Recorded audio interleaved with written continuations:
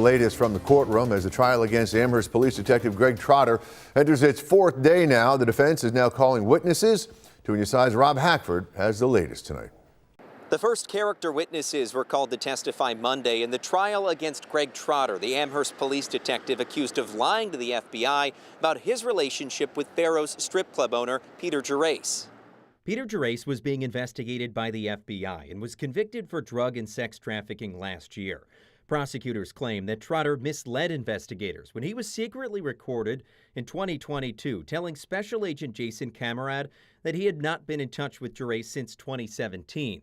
What Trotter did not know was that federal agents had already seized nearly 200 calls and text messages from Gerace's phone, appearing to show that Trotter and Gerace had talked more recently than that, and had provided Gerace a play-by-play of his ex-girlfriend's arrest in the spring of 2019 over a stolen Rolex. While the defense was under no obligation to call witnesses, Monday's testimony began with Amherst Police Chief Scott Chamberlain asking questions about department policy related to Trotter's alleged actions and agreeing that he was known as a law-abiding individual and professional and a, quote, highly capable investigator, as stated in a 2019 performance review. Other former co-workers, including Beth Stevens, who worked with Trotter in the Amherst Police Family Offense Unit, also painted a positive picture of Trotter in her testimony Monday.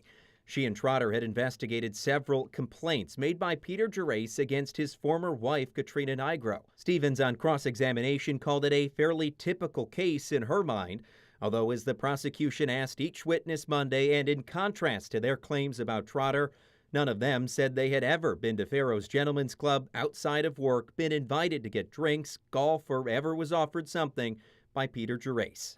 Trotter's lawyer, Don Thompson, has told the jury that his client may only be guilty of having faulty recollections of events that happened years ago. Additional character witnesses are expected to testify on Tuesday. Reporting on your side outside Buffalo Federal Court, Rob Hackford, Channel 2 News.